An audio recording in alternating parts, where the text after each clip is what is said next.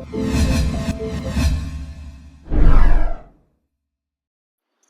नमस्कार दोस्तों, कैसे हैं आप सभी लोग। उम्मीद है आप सभी लोग बहुत ही अच्छे होंगे। तो दोस्तों, मैं बीके वर्मा स्वागत करता हूं आपका अपने YouTube channel Krishna the electrician में, जिसमें हम पढ़ने वाले हैं आज प्रदीप्ति जो प्रश्नोत्तरी है। जो चैप्टर हमने अभी पढ़ा हुआ है प्रदीप्ति का, जिसके चारों पार्ट मेरे यूट्यूब चैनल में अपलोडेड हैं। आप वहां जा कर के देख करके उस टॉपिक को अच्छे से एक बार अध्ययन कर लीजिए। उसके बाद फिर इस प्रश्नोत्तरी का अध्ययन करिएगा, जिसमें आपको काफ़ी सहायता मिलेगी एग्जाम में, क्योंकि बहुत से क्वेश्चन ऐसे रह जाते हैं जिनका आंसर हम सही से नहीं दे पाते, क्योंकि वो क्वेश्चन हमने पढ़े नहीं होते हैं। तो ऐसे ही कुछ क्वेश्चन आंसर का मैं संग्रह लेकर के आपके सामने आया हूँ, जिसमें आप अच्छे से देखिए, समझिए क्या होते हैं प्रदीप्ति से रिलेटेड क्वेश्चन। तो दोस्तों चलिए, सबसे पहले हम बात करते हैं हमारे पहले क्वेश्चन के बारे में, जिसका नाम है प्रदीप्ति की मीट्रिक इकाई क्या है। देखिए, पहला क्वेश्चन हमारा क्या है, प्रदीप्ति की मीट्रिक इकाई। देखिए, प्रदीप्ति की मीट्रिक इकाई यानी कि एम के एस प्रणाली के बारे में बात कर रहा है। किस प्रणाली के बारे में बात कर रहा है वो, यहाँ पर एम के एस प्रणाली। ठीक है दोस्तों, तो एम के एस प्रणाली जो होती है हमारी, एम के एस मीटर किलोग्राम, क्योंकि देखिए प्रदीप्ति की कोई भी आप ये मान के चलिए कि सीजीएस प्रणाली नहीं होती है। ठीक है, प्रदीप्ति की कोई सीजीएस इकाई नहीं होती है, इसकी सिर्फ एमकेएस या एसआई इकाई होती है, जो कि होती है, देखिए ऑप्शन क्या दिया है, लक्स, कैंडिला, ल्यूमेन या ल्यूमेन प्रति वाट। तो आप बताइए क्या होती है प्रदीप्ति की मीट्रिक इकाई। मीट्रिक इकाई होती है आपकी प्रदीप्ति की लक्स। क्या होती है, लक्स। हमारा ऑप्शन कौन सा है, ऑप्शन ए यहाँ पर सही होगा। चलिए चलते हैं अगले क्वेश्चन की ओर। अगला क्वेश्चन दिया है हमारा, किसी स्थान पर समान प्रदीप्ति हेतु आवश्यक है। देखिए, प्रदीप्ति का मतलब यह था प्रकाश। जहां पर प्रकाश हमें सभी, जैसे मान के चलिए कोई कमरा है, उस कमरे के सभी कोनों में हमें एक समान प्रदीप्ति चाहिए, तो हमें किस चीज की आवश्यकता होगी। सबसे पहला ऑप्शन दिया है उपयोगिता कारक एक हो, बीम गुणक का मान एक हो, स्पेस ऊंचाई का अनुपात उचित हो, परावर्ती कारक का मान एक हो। देखिए, मैंने आपको एक चैप्टर पढ़ाया था, स्टार्टिंग में बताया था कि अगर हमें समान प्रदीप्ति चाहिए होती है कहीं भी स्थान पर, किसी प्रयोगशाला में या फिर कमरे में, तो हमें वहां पर स्पेस और ऊंचाई का विशेष ध्यान देना होगा। किन्हीं भी दो बल्बों के बीच की दूरी और यहाँ फर्श से इन दोनों के बीच की ऊंचाई, इन दोनों का अनुपात हमें देखना होगा। इसके बाद ही हम बल्ब को वहां लगाएंगे कि हमें कितनी ऊंचाई पर और कितनी दूरी पर दो बल्बों के बीच की दूरी होना चाहिए। तो हमारा ऑप्शन यहाँ पर सी यहाँ पर सही होगा। चलिए अगले क्वेश्चन में चलते हैं हम। अगले क्वेश्चन है हमारा, किस रंग की तरंग दैर्घ्य सबसे अधिक होती है। देखिए, तरंग दैर्घ्य के बारे में मैंने आपको बताया था।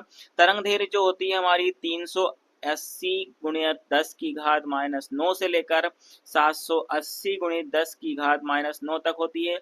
सबसे कम होती है वो 380 इंटू 380 इंटू 10 की पावर -9, और सबसे अधिक जो होती है वो होती है 780 इंटू 10 की 760 होता है, सॉरी 760 इंटू 10 की पावर -9। ठीक है, तो सबसे अधिक जो तरंग दैर्घ्य होती है वो होती है, देखिए ऑप्शन दिया हरा, पीला, नीला, लाल।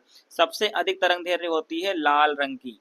ठीक है, किस रंग की होती है, सबसे अधिक तरंग दैर्घ्य होती है लाल रंग की। तो हमारा ऑप्शन यहाँ पर डी वाला सही होगा। चलिए अगला क्वेश्चन देख लेते हैं। अगला क्वेश्चन दिया है, सूर्य के प्रकाश में कितने रंग होते हैं। चलिए आप बताइए, सूर्य के प्रकाश में कितने रंग होते हैं। ये एक बहुत ही सिंपल सा क्वेश्चन है, इसका आंसर बहुत अच्छे से आप दे सकते हैं। मैंने आपको बताया था सूर्य के प्रकाश में कितने रंग होते हैं। ऑप्शन है 7, 9, 5, 8। इन चारों में से कौन सा ऑप्शन सही होगा।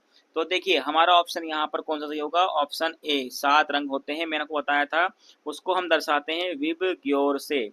ठीक है, विबग्योर एक शॉर्ट ट्रिक होती है, जिसमें यहाँ पे ये बैंगनी कलर होता है, ठीक है, इंडिगो कलर होता है, ठीक है, ब्लू कलर होता है, ठीक है, ग्रीन कलर होता है, येलो होता है, ऑरेंज होता है और रेड कलर होता है। तो इस प्रकार से यहाँ पर 7 रंग का सूर्य का प्रकाश होता है। चलिए अगला क्वेश्चन, प्रदीप्ति का सूत्र है। चलिए, प्रदीप्ति का सूत्र, यहाँ पर प्रदीप्ति के बारे में बात, इल्यूमिनेशन का नाम चैप्टर ही है। अब इसका सूत्र तो हमें पता होना चाहिए। हमने अगर वो वीडियो आपने अच्छे से देखे हैं तो आपको प्रदीप्ति का सूत्र यहाँ पर आप बता देंगे कि क्या होता है। प्रश्न, ठीक है, अब यहाँ पर ऑप्शन देख लीजिए आप। E is equal to A upon F, E is equal to F by A, E is equal to A upon 4 pi और E प्रोपोर्शनल तो है ना समानुपाती एफ अपॉन ए। तो यहाँ पर हमारा ऑप्शन होगा ऑप्शन बी, यहाँ पर बिल्कुल सही होगा, E is equal to F by A. ये हमारा ऑप्शन यहाँ पर सही होगा। ठीक है दोस्तों, चलिए अगले क्वेश्चन पे चलते हैं अब हम। अगला क्वेश्चन है हमारा, कितने डिग्री सेंटीग्रेड से ऊपर के तापमान में कोई ऊष्मक तंतु ऊष्मा के साथ प्रकाश भी उत्पन्न करने लगता है। देखिए मैंने आपको बताया था, जैसे मान के लिए हमारे घर की जो हीटर की जो कॉइल होती है, ठीक है, वो कॉइल प्रकाश के साथ साथ ऊष्मा भी देती है या ऊष्मा के साथ प्रकाश भी देती है। तो सबसे पहले तो वो ऊष्मा देती है, उसके बाद धीरे धीरे वो जलती है, उसके बाद क्या देती है, वो हमें प्रकाश देती है। तो यहाँ पर ये पूछ रहा है कितने डिग्री सेंटीग्रेड तापमान पहुंचा दिया जाए उस कॉइल का कि वो उष्मा के साथ साथ जलने लगे या प्रकाश देने लगे। तो ऑप्शन दिया है 900 डिग्री सेंटीग्रेड, बी दिया है 1000 डिग्री सेंटीग्रेड, सी दिया है 800 डिग्री सेंटीग्रेड और डी दिया है 273 डिग्री सेंटीग्रेड। तो यहाँ पर हमारा ऑप्शन ए यहाँ पर सही होगा। 900 डिग्री सेंटीग्रेड पर तापमान पहुंचने पर वो जो कॉइल होगी वो उष्मा देने के साथ साथ प्रकाश भी देने लगेगी। चलिए अगले क्वेश्चन पे चलते हैं हमारे। प्रदीप्ति फ्लक्स का मात्रक क्या है? देखिए प्रदीप्ति फ्लक्स, फ्लक्स में बताया था क्या होता है, ठीक है, कुल प्रदीप्ति फ्लक्स की मात्रा होती है वहां पर प्रदीप्ति की। तो यहाँ देखिए ए दिया है लक्स, बी दिया है ल्यूमेन प्रति मीटर स्क्वायर, सी दिया है ल्यूमेन और डी दिया है कैंडला। तो देखिए लक्स तो हो गई हमारी प्रदीप्ति की इकाई, ठीक है, लक्स इकाई की इकाई, प्रदीप्ति की इकाई। ल्यूमेन हो गई हम, ल्यूमेन प्रति मीटर स्क्वायर भी वही होता है, एफ अपॉन ए होता है, ए फ्लक्स होता है, ए होता है मीटर स्क्वायर। तो फ्लक्स को नापते हैं हम काय में, आंसर हमारा बनेगा यहाँ पर सी। कौन सा आंसर है? सी आंसर यहाँ पर सही है। कैंडला होती है ज्योति तीव्रता, प्रदीप्ति तीव्रता या प्रकाश तीव्रता की एसआई इकाई कैंडला होती है। चलिए अगला क्वेश्चन देख लेते हैं। अगला क्वेश्चन है, ठोस कोण को मापने की इकाई क्या है? देखिए मैंने आपको बताया था प्लेन कोण और ठोस कोण दो प्रकार के कोण होते हैं।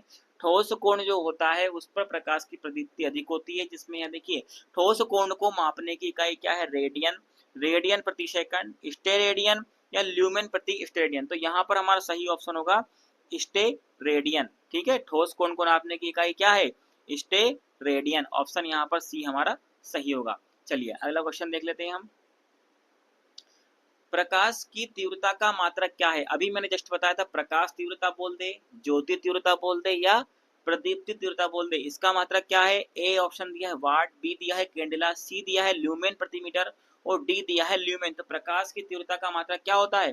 कैंडेला। तो ऑप्शन हमारा यहाँ पर बी ऑप्शन सही होगा, कैंडेला। चलिए अगला क्वेश्चन देख लेते हैं।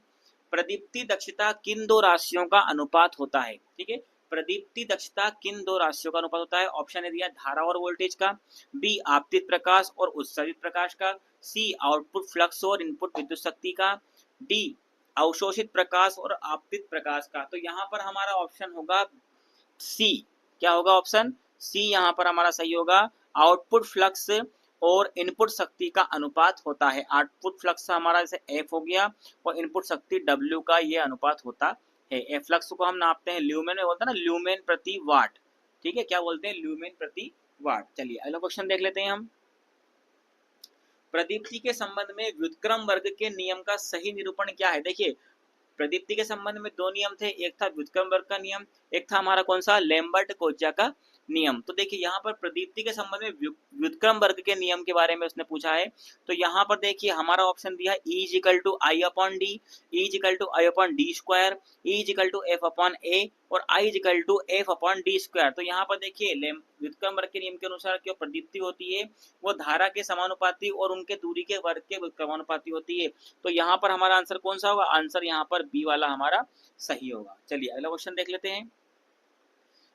ठोस कोण या घन कोण का अधिकतम मान कितना होता है? ठोस कोण की इकाई मैंने आपको बताई स्टेरेडियन होती है, ठीक है, इसका मान कितना होता है? ए इक्वल होता है 7.776, बी होता है 2 पाई, सी है 4 पाई और डी है 3.14। चारों में से हमारा ऑप्शन यहाँ पर ऑप्शन सी यहाँ पर सही होगा। ठोस कोण का घन कोण का अधिकतम मान 4 पाई होता है। चलिए अगला क्वेश्चन देख लेते हैं हम। निर्वात धात्विक फिलामेंट लैंप किस प्रकार के लैंप का उदाहरण है? देखिए निर्वात धात्विक फिलामेंट लैंप और गैर धात्विक फिलामेंट लैंप किस प्रकार के लैंप होते हैं? ये ए ऑप्शन दिया gas discharge lamp, B sodium vapour lamp, C high pressure mercury vapour lamp और डी दिया है इनकैंडिसेंट लैंप। इनकैंडिसेंट लैंप ही इसका आंसर सही होगा। क्यों होगा? क्योंकि देखिए फिलामेंट लगा है मतलब ये उष्मा के साथ साथ प्रकाश भी देते हैं, यानी कि प्रकाश के साथ ये गर्म भी होते हैं, इनको इनकैंडिसेंट लैंप कहा जाता है। तो निर्वात धात्विक फिलामेंट लैंप किसमें आता है? इनकैंडिसेंट लैंप का ही एक उदाहरण है। चलिए अगला क्वेश्चन देख लेते हैं हम। कार्बन फिलामेंट लैंप की कार्यकारी तापमान कितना रखा जाता है? देखिए कार्बन फिलामेंट लैंप जो होता है वो इनकैंडिसेंट लैंप का ही उदाहरण होता है। इसका तापमान कितना रखा जाता है ये ऑप्शन में हमें बताना है। ऑप्शन ए है 3500 डिग्री सेंटीग्रेड, बी है 2000 डिग्री सेंटीग्रेड, सी है 4000 डिग्री सेंटीग्रेड और डी है 1000 डिग्री सेंटीग्रेड। तो यहाँ पर हमारा ऑप्शन आएगा बी वाला 2000 डिग्री सेंटीग्रेड। ठीक है दोस्तों, क्योंकि देखिए कार्बन फिलामेंट लैंप का कार्य तापमान कितना रखा था 3500 डिग्री सेंटीग्रेड यहाँ पर इसका तापमान रखा जाता है। ठीक है, चलिए अगला क्वेश्चन अब देख लेते हैं हम। गैस धात्विक फिलामेंट लैंप की दक्षता कितनी होती है? ऑप्शन ए दिया है 8 से 10 ल्यूमेन प्रति वाट, बी दिया है 10 से 20 ल्यूमेन प्रति वाट, सी दिया है 20 से 40 ल्यूमेन प्रति वाट और डी दिया है 2.5 से 4 ल्यूमेन प्रति वाट। तो हमारा ऑप्शन यहाँ पर ऑप्शन बी यहाँ पर सही होगा। जो हमारे जो लैंप होते हैं गैस धात्विक लैंप, उनकी जो वो होती है 10 से 20 ल्यूमेन प्रति वाट गैस धात्विक फिलामेंट। ठीक है, और निर्वात धात्विक फिलामेंट की होती है हमारी 8 से 10 ल्यूमेन प्रति वाट। और जो हमारे कार्बन हमारा फिलामेंट लैंप होता है ना, उसकी जो होती है दक्षता वो होती है 2.5 से 4 ल्यूमेन प्रति वाट। तो यहाँ पर हमारा ऑप्शन कौन सा आएगा, इसमें आप बिल्कुल भी कंफ्यूज नहीं होना। ठीक है, यहाँ पे हमारा ऑप्शन आना है, जो ऑप्शन आएगा वो है आपका ये वाला, कौन सा, बी वाला। ठीक है, ऑप्शन बी 10 से 20 ल्यूमेन प्रति वाट गैस धात्विक फिलामेंट की दक्षता होती है। चलिए अगला क्वेश्चन देख लेते हैं हम। सोडियम वेपर लैंप की दक्षता कितनी होती है? देखिए सोडियम वेपर लैंप, आपको मैंने सोडियम वेपर लैंप के बारे में पहले बताया था कि सोडियम वेपर लैंप किस प्रकार का होता है। बहुत ही अच्छा ये टॉपिक है सोडियम वेपर लैंप का, इससे रिलेटेड क्वेश्चन एग्जाम में जरूर आते हैं। तो देखिए अब इसने यहाँ पर क्वेश्चन पूछ लिया है हमसे कि सोडियम वेपर लैंप की दक्षता कितनी होती है। तो ऑप्शन दिया है 20 से 30, 40 से 50, 50 से 60 और 80 से 100 ल्यूमेन प्रति वाट। ल्यूमेन प्रति वाट क्या होती है? दक्षता, इनको इकाई के अनुपात होता है ये। ठीक है, तो यहाँ पर हमारा ऑप्शन कौन सा होगा? ऑप्शन बी सही होगा, 40 से 50 ल्यूमेन प्रति वाट सोडियम वेपर लैंप की दक्षता होती है। ठीक है, चलिए अगला क्वेश्चन देख लेते हैं। किस प्रकार के लैंप में स्ट्रोबोस्कोपिक प्रभाव का असर देखने को मिलता है? ठीक है, स्ट्रोबोस्कोपिक असर का मतलब ये होता है कि उसमें क्या होती है, चीजें हमें उल्टी दिखाई देती है, चल रही होती है इस तरफ लेकिन दिखाई देती है चलती हुई इस तरफ। ठीक है, ऑप्शन ए दिया है सोडियम वेपर लैंप, बी दिया है मरकरी वेपर लैंप, सी दिया है मरकरी आर्गन वेपर लैंप और डी दिया है मरकरी टंगस्टन वेपर लैंप। ठीक है, मरकरी टंगस्टन वेपर लैंप। तो देखिए इसका जो आंसर होगा वो कौन सा है हमारा, मरकरी आर्गन वेपर लैंप इसका सही आंसर होगा। इसी में हमें स्ट्रोबोस्कोपिक प्रभाव देखने को मिलता है। चलिए ठीक है, अगला क्वेश्चन देख लेते हैं हम। अगला क्वेश्चन है हमारा, किस प्रकार के लैंप में थर्मल स्विच प्रयोग किया जाता है? ठीक है, थर्मल स्विच मैंने आपको बताया था, एमए प्रकार के लैंप, एमएटी प्रकार के लैंप, एमबी प्रकार के लैंप और सोडियम वेपर लैंप। देखिए एमए प्रकार का लैंप का मतलब ये होता है कि मरकरी आर्गन लैंप। ठीक है, दूसरा होता है मरकरी आर्गन टंगस्टन लैंप और मरकरी वेपर लैंप, एमबी का मतलब। तो यहाँ पर देखिए टंगस्टन का फिलामेंट था, उससे एक थर्मल स्विच इस प्रकार से यहाँ जुड़ा हुआ था। ठीक है, और अंदर जो थे यहाँ पर इलेक्ट्रोड्स लगे हुए थे। तो देखिए यहाँ पर जो गैस भरी होती है वो इस टंगस्टन के गर्म होने से होती है। इस प्रकार का लैंप कौन सा लैंप कहलाता है? वो कहलाता है हमारा एमएटी प्रकार का लैंप। तो इसमें इसी में ही थर्मल स्विच यहाँ पर लगा हुआ होता है। किस प्रकार का लैंप है? मरकरी आर्गन टंगस्टन लैंप में। ठीक है, इसका फुल फॉर्म भी याद रखेगा। एमएटी का मतलब होता है मरकरी आर्गन टंगस्टन प्रकार का लैंप, एमए प्रकार का मतलब है मरकरी आर्गन लैंप और एमवी प्रकार का मतलब होता है मरकरी वेपर लैंप। चलिए अगला क्वेश्चन देख लेते हैं हम। नीला सफेद प्रकाश प्राप्त करने के लिए किस फ्लोरोसेंट पदार्थ की आवश्यकता होती है? नीला और सफेद, देखिए यहाँ पर नीला और सफेद, यहाँ पे calcium tungstate, magnesium tungstate, zinc silicate और कैडियम सिलिकेट। तो हमें यहाँ पर देखना है किस प्रकार की गैस कौन सा कलर उत्पन्न करती है। तो यहाँ पर देखिए यदि आपको यहाँ पर नीला सफेद प्रकाश दिया गया है तो आप मैग्नीशियम टंगस्टेट हमारा यहाँ पर सही आंसर होगा। कौन सा होगा? Magnesium tungstate. अगर मैं वहां पर मिलाता हूं तो मुझे वहां पर कौन सा नीला सफेद जो है वहां पर प्रकाश मुझे प्राप्त होगा। अगर यदि मुझे वहां पर हरा रंग चाहिए तो मुझे वहां पर जिंक सिलिकेट मिलाना होगा। ठीक है, अगर मुझे यहाँ पर कौन सा रंग चाहिए, अगर जिस प्रकार का रंग मुझे चाहिए होता है उस प्रकार की धातु वहां मिला देता हूँ। अगर मुझे नीला प्रकाश चाहिए तो मैं कैल्शियम टंगस्टेट मिला दूंगा। ठीक है, हरे प्रकाश में जिंक सिलिकेट मिला दूंगा और कैडियम सिलिकेट अगर मैंने मिला दिया उसमें उस प्रकार के फ्लोरोसेंट पदार्थ में, तो मुझे पीला गुलाबी यहाँ पर कलर प्राप्त होगा। तो यहाँ क्वेश्चन के अनुसार नीला सफेद प्रकाश प्राप्त करना है, तो हमें मैग्नीशियम टंगस्टेट की परत वहाँ पर उस फ्लोरोसेंट पदार्थ में या ट्यूब में लगानी होगी। चलिए अगला क्वेश्चन देख लेते हैं। नियॉन गैस किस रंग का प्रकाश उत्सर्जित करता है? देखिए नियॉन जो गैस होती है वो अधिकतर हमारे बल्बों में जो लाल गुलाबी बल्ब जलते हैं ना, उस प्रकार के बल्ब में होती है। तो यहाँ पर देखिए नीला हरा, नीला सफेद, लाल गुलाबी, पीला, तो यहाँ पर हमारा ऑप्शन होगा लाल गुलाबी, हल्का लाल गुलाबी कलर का वो प्रकाश देता है नियॉन गैस। अगला क्वेश्चन देख लेते हैं हम। किसी नियॉन लैंप या नियॉन इंडिकेटर लैंप को डीसी पर प्रचालित करने के लिए कितने डीसी वोल्टेज की आवश्यकता होगी? देखिए कोई भी नियॉन लैंप है वो कार्य तो एसी डीसी दोनों पर करता है, उसको डीसी पर कार्य अगर करवाना है हमें, तो हमें मिनिमम कितनी वोल्ट की आवश्यकता होगी? 450, 650, 200 या 150। तो यहाँ पे हमारा आंसर आएगा कितना?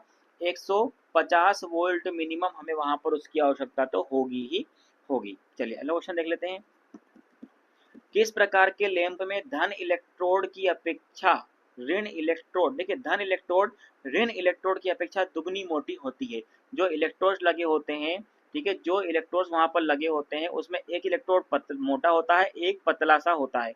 तो यहाँ पर धन इलेक्ट्रोड ऋण की अपेक्षा मोटा होता है, वो किस प्रकार का लैंप होता है? ऑप्शन दिया है sodium vapour lamp, neon sign tube, halogen lamp और कार्बन आर्क लैंप। तो यहाँ पर हमारा ऑप्शन आएगा डी, कार्बन आर्क लैंप में जो धन इलेक्ट्रोड होता है वो ऋण इलेक्ट्रोड की अपेक्षा दुगना मोटा होता है। चलिए अगला क्वेश्चन देख लेते हैं। जलते बुझते बल्बों की लड़ी को जलाने और बुझाने के लिए किस प्रकार के स्विच का प्रयोग किया जाता है? जलते बुझते बल्बों की लड़ी का मतलब होता है जो सीरीज आप अपने घरों में लगाते हैं, सजावट के लिए लगाते हैं, उनमें लड़ियां जलती बुझती हैं, उसमें किस प्रकार का स्विच प्रयोग होता है? A push button switch, B intermediate switch, C drum switch और डी टू वे स्विच। तो यहाँ पे हमारा ऑप्शन होगा ड्रम स्विच, ठीक है, उसमें कौन सा स्विच प्रयोग होता है? ड्रम स्विच प्रयोग होता है। चलिए अगला क्वेश्चन देख लेते हैं हम। अगला क्वेश्चन है हमारा, निम्न में से किस विधि में छाया पैदा नहीं होती? देखिए यहाँ पर कई प्रकार की मैंने विधियां बताई थी, प्रत्यक्ष विधि, अप्रत्यक्ष विधि, अर्ध प्रत्यक्ष विधि, अर्ध अप्रत्यक्ष विधि और एक समान विधि, ठीक है। तो यहाँ पर उसका मतलब ये है कि कौन सी ऐसी रोशनी इसमें छाया पैदा नहीं होगी। ऑप्शन दिया है प्रत्यक्ष प्रदीप्ति व्यवस्था, सामान्य प्रदीप्ति व्यवस्था, अप्रत्यक्ष प्रदीप्ति व्यवस्था और अर्ध प्रत्यक्ष प्रदीप्ति व्यवस्था। तो यहाँ पर हमारा ऑप्शन यहाँ पर सी वाला सही होगा, अप्रत्यक्ष प्रदीप्ति व्यवस्था, क्योंकि इसमें क्या होता है, इसमें जो लैंप होता है ना उसको उल्टा लगाया जाता है और सारा प्रकाश छत की ओर ही होता है, इसलिए वहां पर हमें छाया नहीं बनती है नीचे। चलिए अगला क्वेश्चन देख लेते हैं। फ्लोरोसेंट ट्यूब परिपथ में चोक का कार्य क्या होता है? ठीक है, चोक स्टार्टिंग है तो निम्न वोल्टेज, स्टार्टिंग है तो उच्च वोल्टेज, विद्युत धारा, इनमें से कोई नहीं। हमारा ऑप्शन यहाँ पर स्टार्टिंग है तो उच्च वोल्टेज, ऑप्शन बी यहाँ पर सही होगा। चलिए अगला क्वेश्चन देख लेते हैं।